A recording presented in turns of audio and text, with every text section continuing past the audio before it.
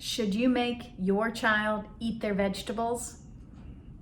We all hear how important vegetables are for kids to eat, and as parents, we might be struggling trying to get our kids to eat the vegetables that we want them to eat, and that's exactly what I'm talking about today in this video.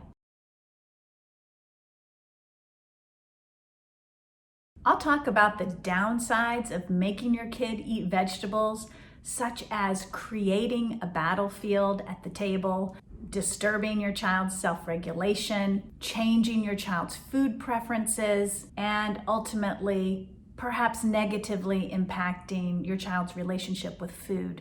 So I'll explore all four of those aspects, and then I'm going to talk to you about what you can do to help your child eat vegetables. I've got some great tips for you, so hang on until the end. I'm Jill Castle. I'm a pediatric dietitian, and I'm the host of this channel called The Nourished Child. You can find me on a podcast of the same name and also on my blog and website of the same name. I'm here today to talk about helping kids eat their vegetables and really talking about the issue of, should we make our kids eat their vegetables? Should we be tricking our kids into taking bites of vegetables?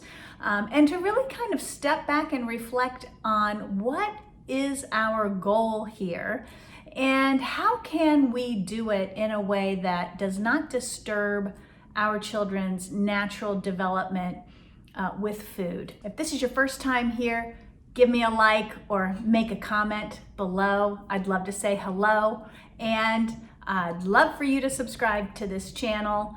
You can do that right below as well. So, should you make your child eat his veggies? That's a really good question, and I think a lot of parents out there today are doing lots of different things.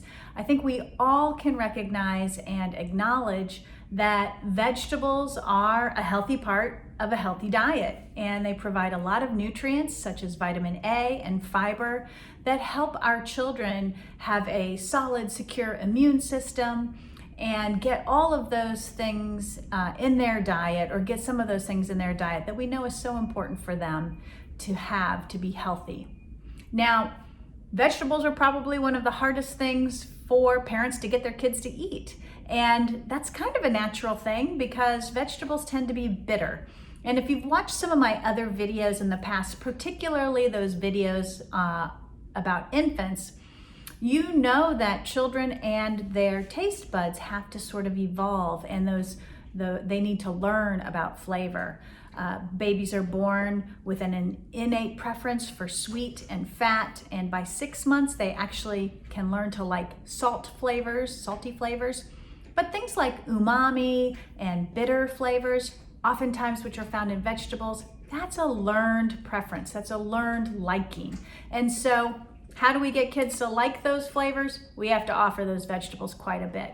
But let's talk about that mode in which we're offering them. So what are we talking about? What's at stake when we make our kids eat their vegetables? So I think the most obvious short-term risk versus reward situation is what happens at the table when you're trying to get your child to eat their vegetables. I know at my table what would happen, and that is I'd get a lot of flack from my kid who would feel pressure from me or feel that they were being pushed or forced to eat something that they didn't want to. If that's happening with you, that's a really quick, obvious side effect of making your kids eat their vegetables. You get drama at the dinner table. There's a lot of discord. There's a lot of emotions at the dinner table when it comes to eating vegetables. That's your first sign that you might be handling this in the wrong way, although not intentionally. The other thing at stake is that you can disturb your child's self-regulation of eating. And I've written about this over on my blog, What is Self-Regulation? And I've actually done an episode on my podcast about it. But self-regulation in a nutshell is that ability to eat when you're hungry and stop when you're full. And that sounds so simple, and it really is very straightforward and simple, but many of us have lost that sense. And we lose that sense in childhood, surprisingly. And oftentimes it's because of things like our parents trying to get us to eat something we don't want to eat, or encouraging us to take 2 or 3 more bites when we're already full. And so these are the things that can disturb self-regulation. And we know from a scientific basis that things like pressure to eat, take another bite, Scotty. You can eat 1 more bite and you can be done. Or you can't leave the table, Amy, until you finish your dinner. These are signs and symptoms of using pressure to eat. And pressure to eat disturbs a child's ability to self-regulate their eating. Using food rewards like dessert or candy is another area where we see parents trying to get their kids to eat vegetables by promising dessert or promising candy. And when that happens, when we use food as a reward, we can again actually shift the hierarchy of food. They start to favor desserts higher than they favor the vegetables we're trying to get them to eat. So it's kind of a reverse psychology thing, and it does not turn out well.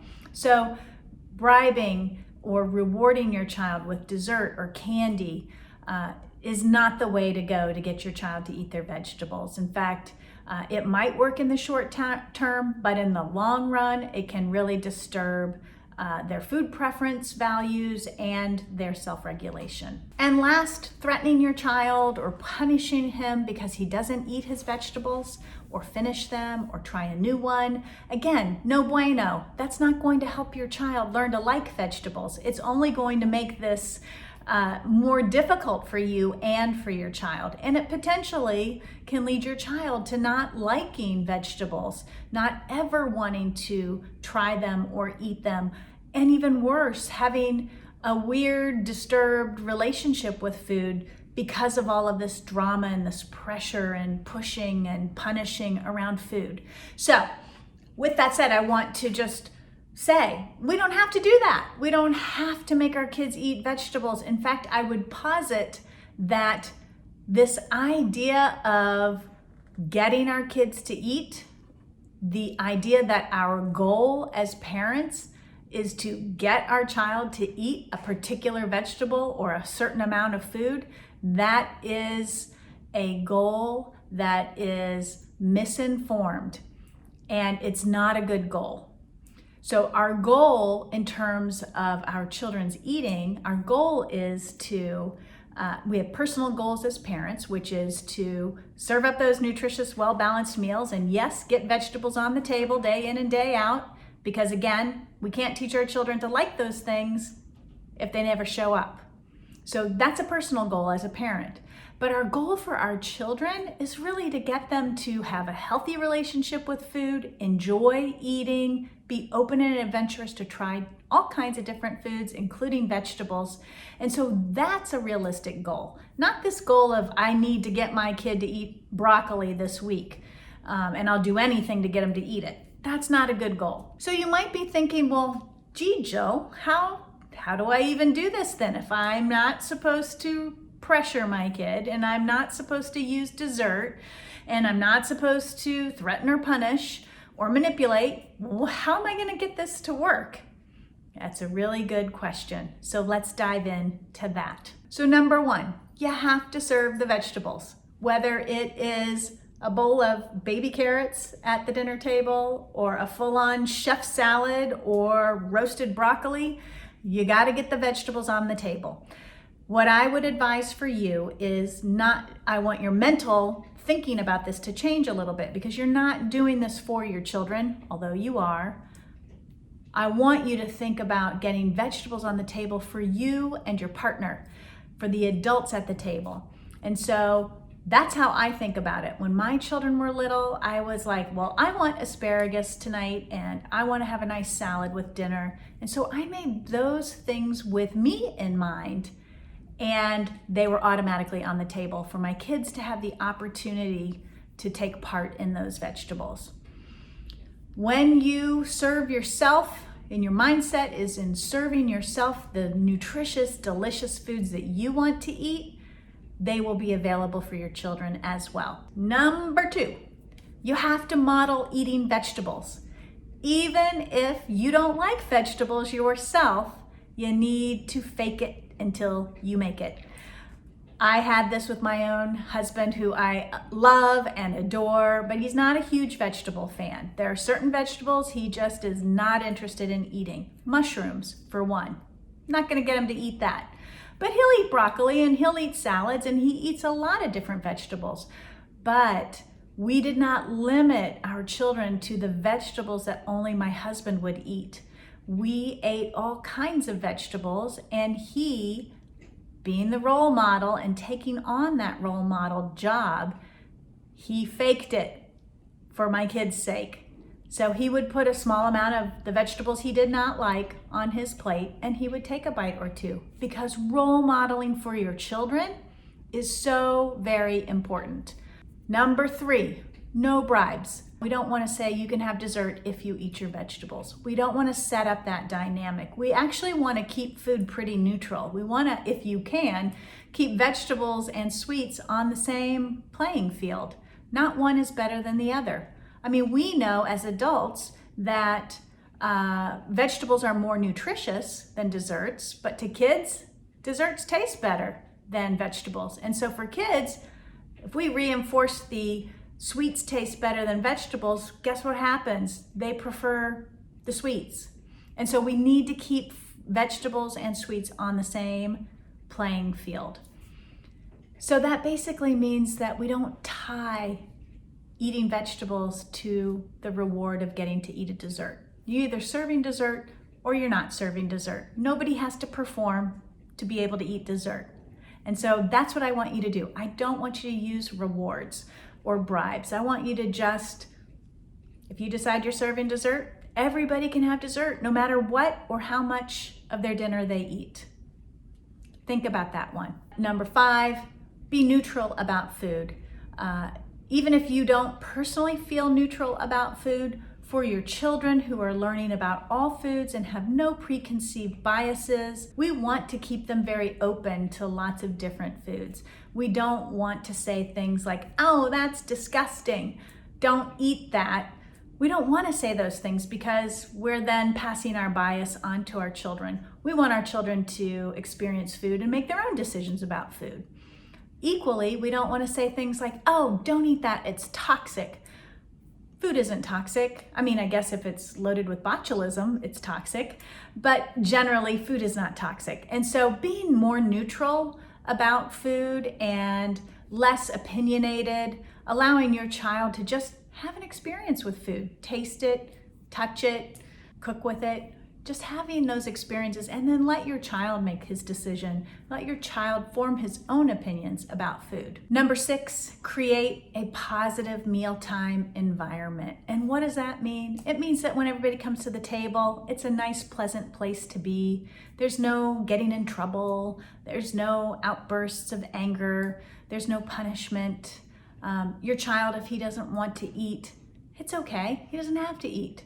If you follow my advice on diplomatic feeding style and using structure and boundaries and guided choices, you know that it's perfectly fine for a child to come to the meal table and say, I'm not hungry. And it's perfectly fine for the parent to say, fine, you don't have to eat, but you have to stay here at the dinner table with us while we share this meal. So there you have it. I hope I've given you some food for thought around whether or not we should make our kids eat vegetables.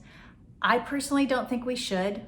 What I think we should all be doing is just creating lots of opportunities for kids to experience vegetables and try them and taste them and let them come up with their own decisions.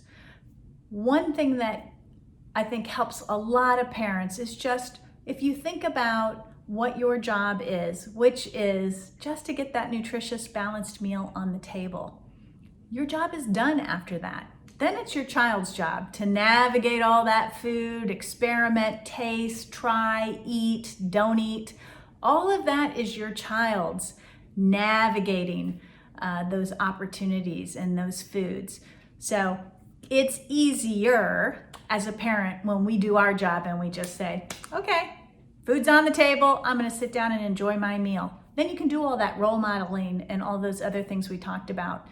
But it's really important for kids to sort of navigate, figure out, but they can't do it unless the vegetables are on the table, waiting for them to try. That's all I've got for you today, folks.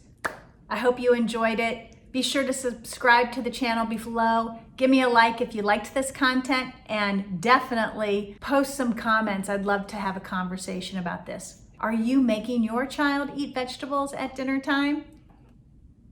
Let's chat about that if we need to. Take care, everyone. See you next week.